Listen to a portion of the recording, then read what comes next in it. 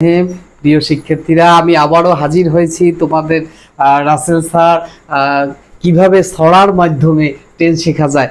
বাচ্চারা এমনকি বড়রা যারা তোমরা শিক্ষার্থী আছো তারা সবাই কিন্তু ছড়ার মাধ্যমে কোনো কিছু শিখতে বেশ আগ্রহী হও তোমরা। তাই আমি এই টেন্স যেভাবে ছড়ার মাধ্যমে অতি সহজে মনে থাকে সেই জন্য তোমাদের জন্য একটি ভিডিও নিয়ে আসলাম আজকে।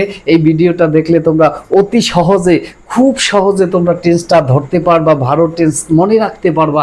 দেখো, ছড়ার মাধ্যমে টেন্স তোমরা হয়তো কখনোই ছড়ার মাধ্যমে টেন্স শিখো নাই, যারা তারা দেখো যে টেন্সটা কিভাবে ধরবা। যে 12 টেন্স, যে এক যে ছিল টেন্স বুড়ি চলতো সে যে ঘুরি ঘুরি, মানে সে নেচে নেচে চলতো সে টেন্স বুড়ি। তার 3 কন্যা ছিল, তার প্রেজেন্ট পাস্ট ফিউচার। প্রত্যেকের আবার 4 কন্যা, indefinite continuous perfect perfect continuous. এখানে অর্থাৎ প্রেজেন্ট তার 1 কন্যা হচ্ছে ইনডিফিনিট প্রেজেন্ট ইনডিফিনিট, প্রেজেন্টের আরেক কন্যা হচ্ছে প্রেজেন্ট কন্টিনিউয়াস, তারপর প্রেজেন্টের আরেক কন্যা হচ্ছে প্রেজেন্ট পারফেক্ট, প্রেজেন্টের আরেক কন্যা হচ্ছে প্রেজেন্ট পারফেক্ট কন্টিনিউয়াস।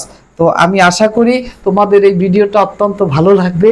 তো আবারও দেখো, এখন present indefinite, present continuous, present perfect continuous, past indefinite, past continuous, past perfect continuous, future indefinite, future continuous, future perfect continuous.